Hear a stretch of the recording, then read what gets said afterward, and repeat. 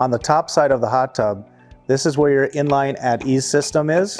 Just unscrew the cap, give it a turn to the left, and pull it up.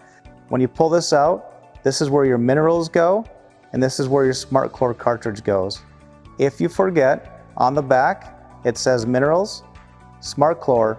You can also use bromine.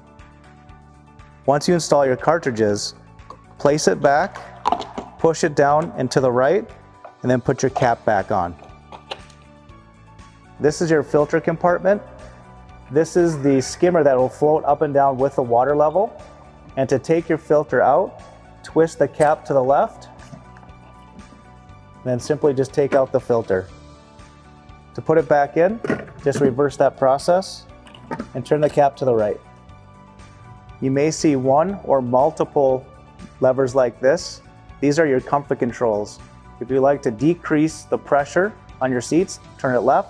If you'd like to increase the pressure on your seats, turn them right. On the smaller jets, you can move the inside for more of a precision massage. And on the bigger ones, you can turn them left to right and turn them off or to decrease the pressure. You'll see on the bottom of the hot tub, this is going to be your drain. And this is the suction fitting that takes the water and draws it to the pumps for more pressure. If your spa is equipped with a waterfall, it's located right here. These are your controls.